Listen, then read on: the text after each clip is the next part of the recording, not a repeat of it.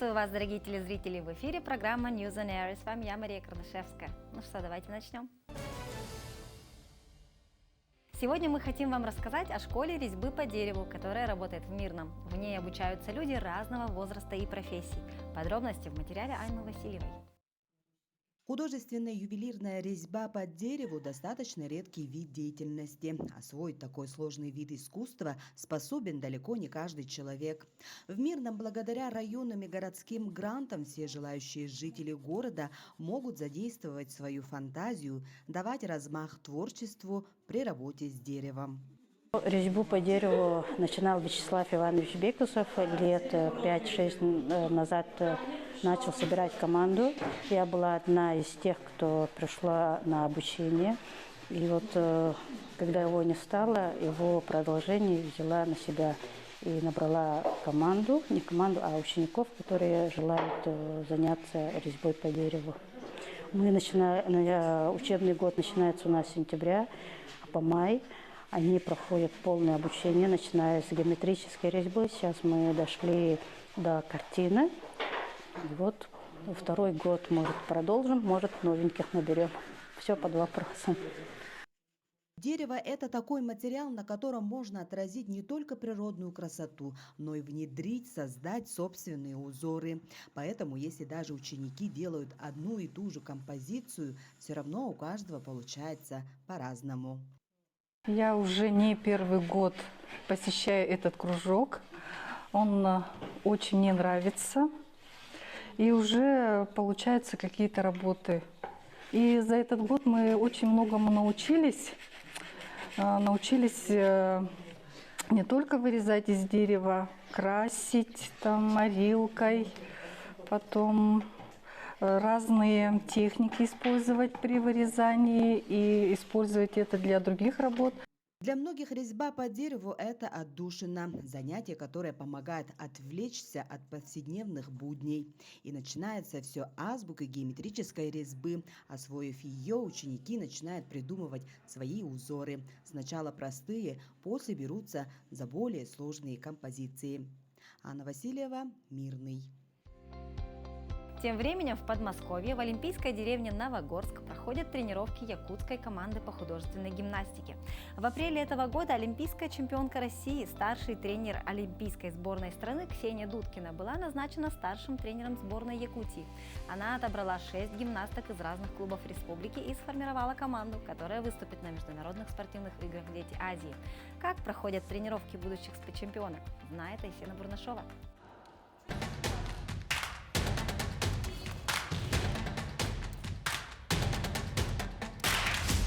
Так ловко управлять телом и предметами могут они, девчонки из художественной гимнастики.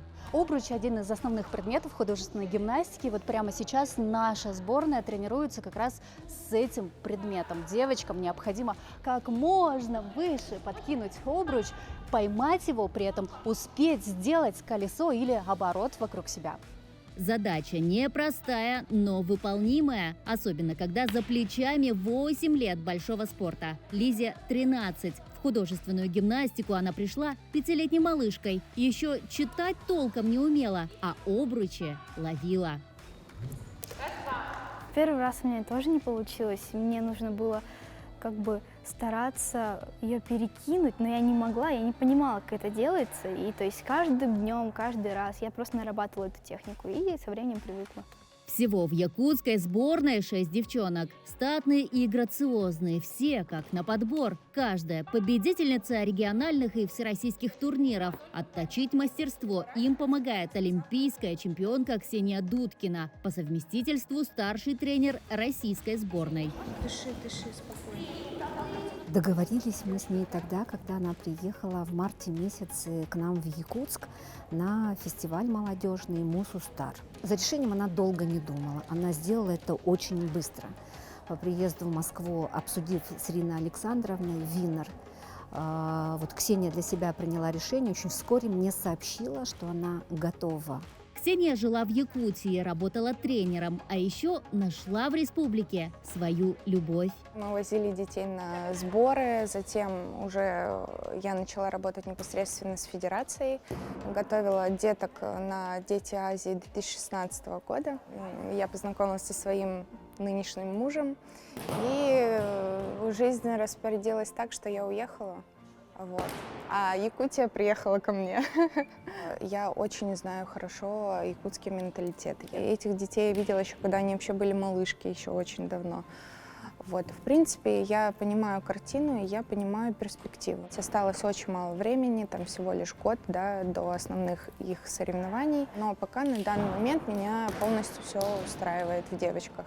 Международные спортивные игры «Дети Азии» пройдут летом следующего года в Якутске. А пока у гимнасток есть время, чтобы найти тот самый золотой баланс между работой телом, предметами и головокружительными вращениями.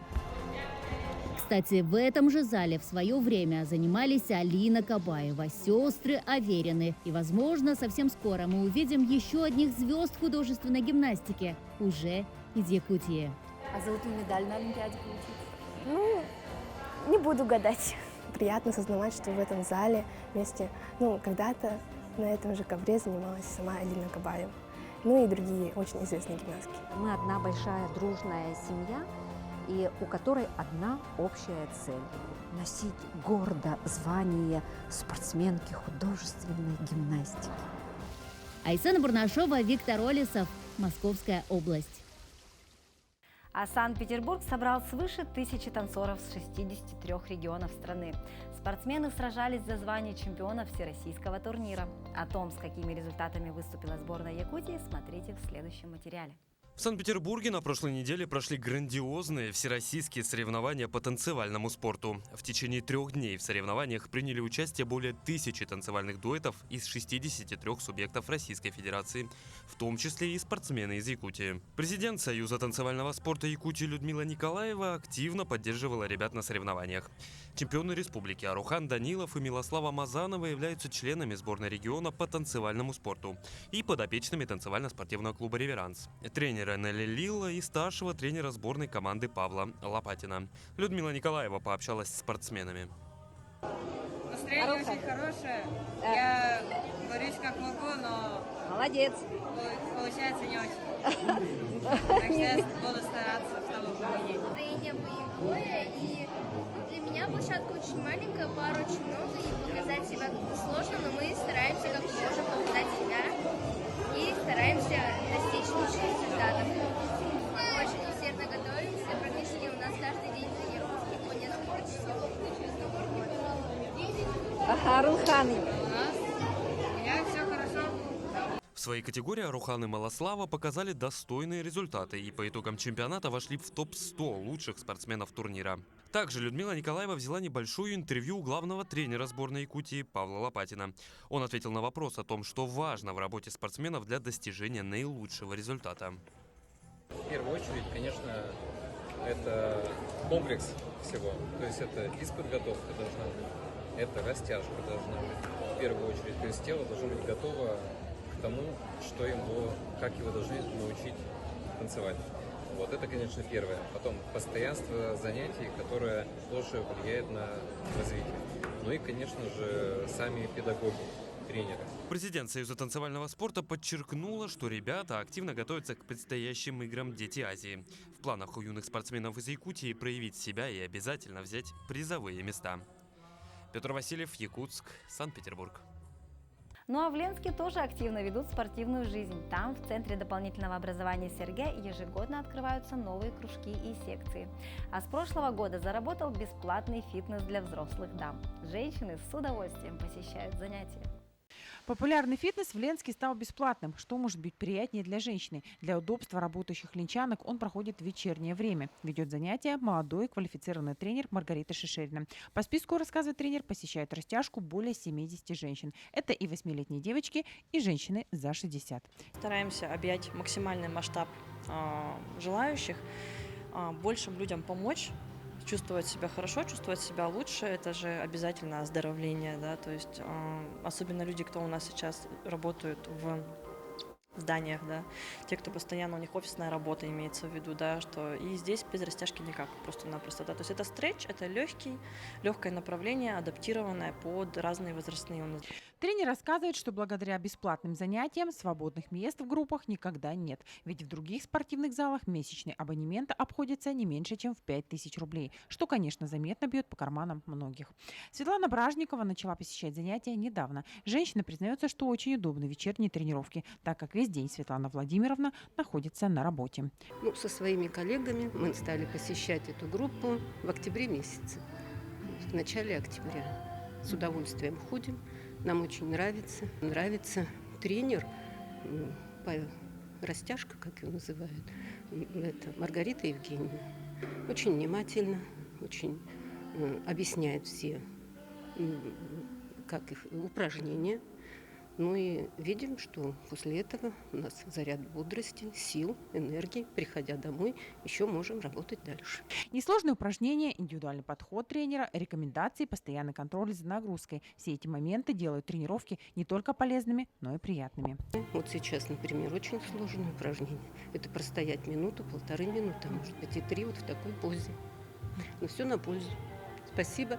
Есть возможность сказать спасибо тренеру нашему Маргарите Евгеньевне за такие прекрасные занятия. Стретч с каждым годом становится все популярнее. Многим женщинам не подходят силовые тренировки и большие нагрузки, поэтому это направление для них более приемлемо. Растяжка никоим образом не вредит организму, а наоборот делает нас здоровыми, подтянутыми, а следовательно красивыми и уверенными в себе. Светлана Балеева, Александр Ильчук, Ленск. И на этом у нас пока все. Спасибо, что были с нами. С вами была Мария Кардашевская. Увидимся в эфире.